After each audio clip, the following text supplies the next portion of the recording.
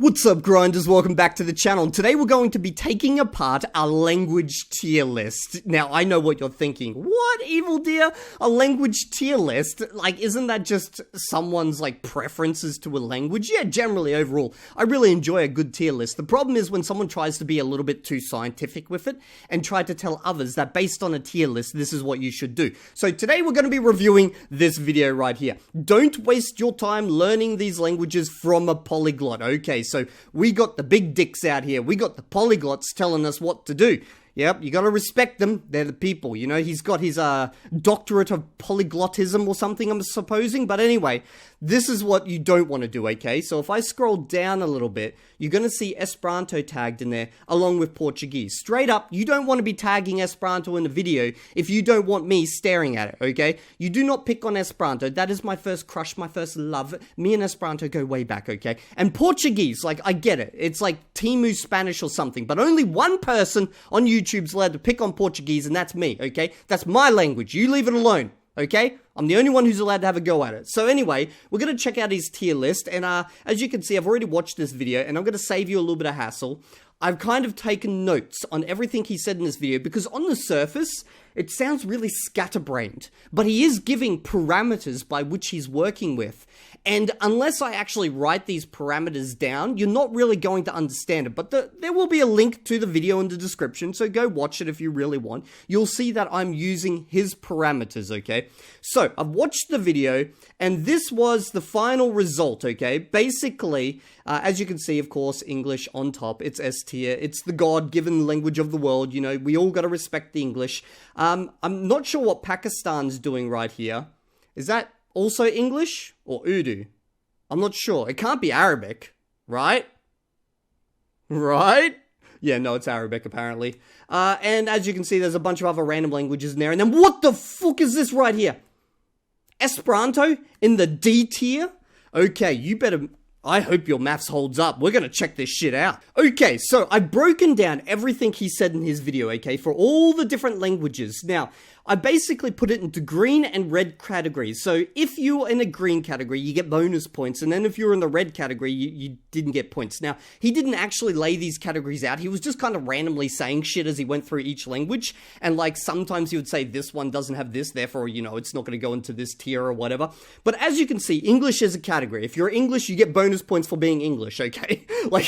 It's his system. I'm going to work with it, okay? Now, access to related languages. As you can see, for Portuguese, Hindi, Russian, Italian, German, French, Spanish, this was a point that was pointed out during the video. He's like, hey, if you go learn Italian, for example, you're going to get access to all these Romance languages, which is going to give you so many more languages in the future. You know, forgetting the fact that you actually have to go learn those languages, but this was a bonus point if you had access to related languages. Same with distribution, which kind of goes in reverse for region locked. As you can see, if you're a region locked language, you were just basically downvoted straight up. However, there are some region locked languages that weren't downvoted, so I don't know how that works. And in fact, if you look at this for more than 10 seconds, you're going to get a little bit confused here, because sometimes there was things like, if the language is not democratic, as in it's mainly spoken in a country that doesn't have democracy, it got downvoted for that, okay? And then also, if it's not English, it got downvoted, which means literally every language apart from English should have got downvoted. But apparently, that one only hits Esperanto and, what was this other one? Swahili. So Swahili and Esperanto copped some flack for not being English, but everyone else is fine. Let's just pretend they're English, okay? Then if you're a non-Latin script, you also cop some negative points, but not all non-Latin script users. I don't know why, but apparently Thai and Mandarin, you guys copped it, okay? And then birth rates. Yeah, we're taking birth rates into consideration, but only for Korean and Japanese, because they have shit birth rates and those languages probably aren't going to exist in 30 years, so don't bother learning them. And then Arabic, for some reason, had a special category of it's not unified, therefore it gets a little bit of a downvote. Now, as you can see, this is quite scattered. How can we really use this to build a system? Well, that's where Evildea comes into play, okay? Now, with the help of a little bit of AI, some Googling, a lot of wasted time, I managed to put this into a mathematical system. So we're going to start with access to related languages. So as you can see straight up, we've got Arabic. It's got 410 million speakers. Now, obviously, guys, these numbers are all over the place in different ways, depending on how you count speakers. Don't like come out here with a fucking, I don't know, a scientific review on the number of speakers and what is an L2 speaker, you know what I mean? Now, apparently, remember, we got a lot of points if we had access to related languages. So what is a related language? Well, he didn't actually say related language. He just kind of like implied that if this language would help you learn other languages. So I went with the whole just standard. Let's just go. If you get 50% vocab, you get bonus points, okay? If you share 50% with another language. So as you can see, Arabic shares 50% with Hebrew, Aramaic, Maltese, etc. And that gives you a combined possible speaker base of 474 million. Now, it's also distributed across 26 countries if you take into account all these related languages, okay? Therefore, you get 3.2 points on the number of speakers and 3.2 on the number of countries. Now, this is basically a normalized value based on, you know, the maximum number of speakers and the maximum number of distributed countries, etc., etc. Now, as you can see, Esperanto kind of rules. I wonder why. Oh, because if you learn Esperanto, you're going to get a lot of shared vocab across pretty much all the biggest languages that are spoken today. We're talking English, we're talking Spanish, Portuguese. So Esperanto caps out in the points for number of related speakers. Guys, we finally win something down here. Now let's look who else won in this department. We got 9.3 English. English doesn't quite get you as the same amount of points because it doesn't quite give you the same access to related languages as Esperanto does. I don't make the rules, guys, okay? Don't think I'm out here setting up a system in which Esperanto wins, okay? I'm not the one who made the rules. I'm just establishing the outcomes in a scientific manner, okay? Now, points of distribution, as you can see, Esperanto 10 because, again, these related languages, they just happen to be everywhere around the world, so it gets 10 points, and then English gets 0.9 down here, I believe. No, 9.3. Oh, look at the poor Japanese, 0.9. Jesus, did anyone go worse than Japanese in this department? This is for points for distribution. No, I guess not.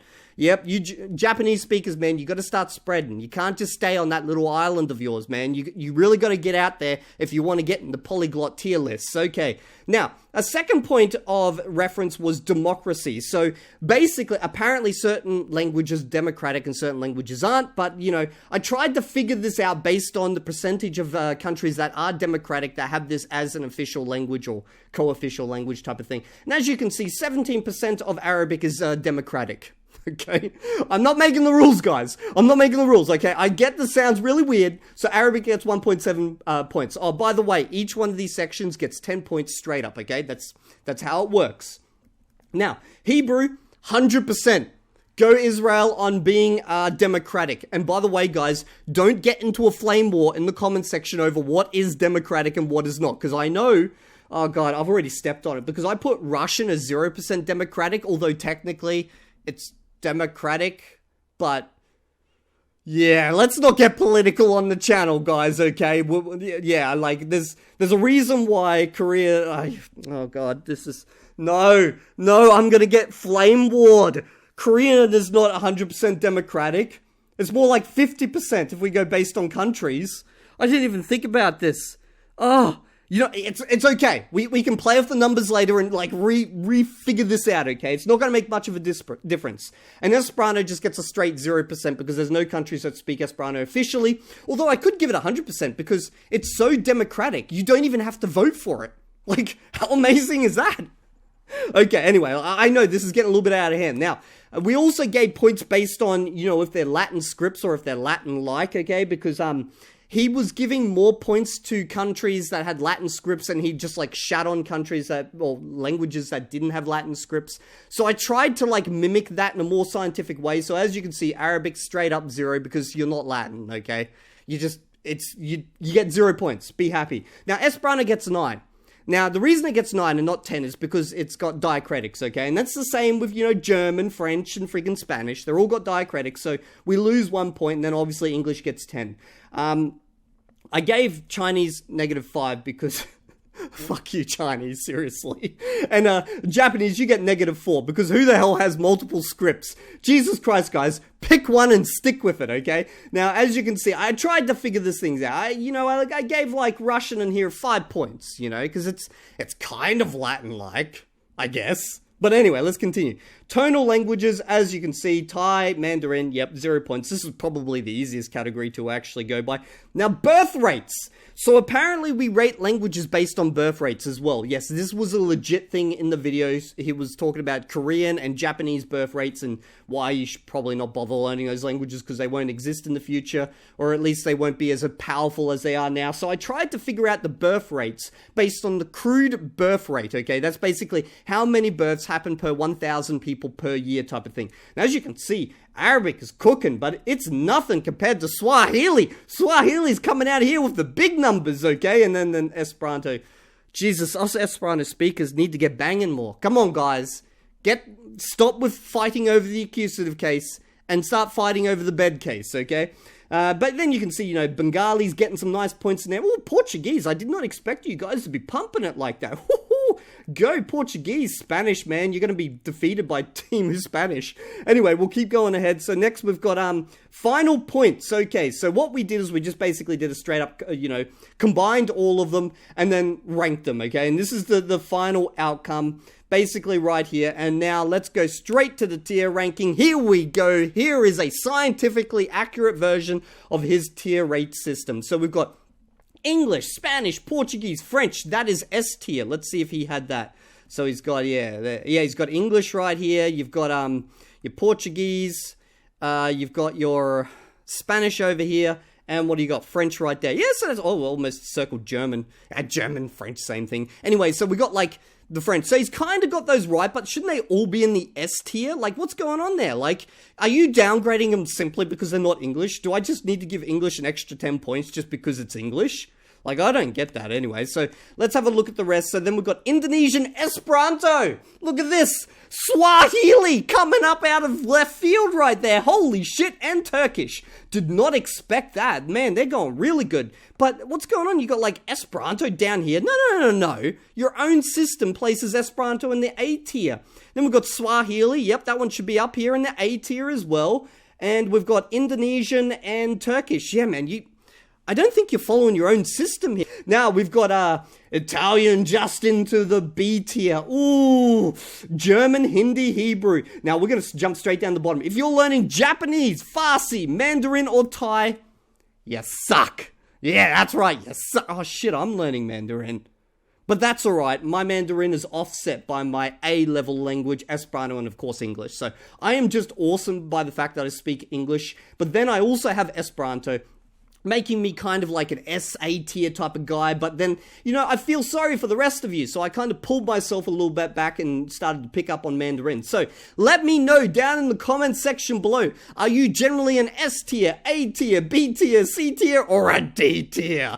And that's pretty much it. If you've enjoyed this updated version of his, what is it called, language tier list, and the languages you should actually be learning according to this guy, using the highly important, parameters such as birth rates, tonalness, Latin script, democracy, and access to related languages. You guys have no idea how long it took me to put this together. You gotta bloody appreciate this. If you haven't subbed to the channel for the amount of work that I put into this goddamn video, I don't know what to say. You're clearly not S tier. I'll see you all in the next I don't know why I just stopped.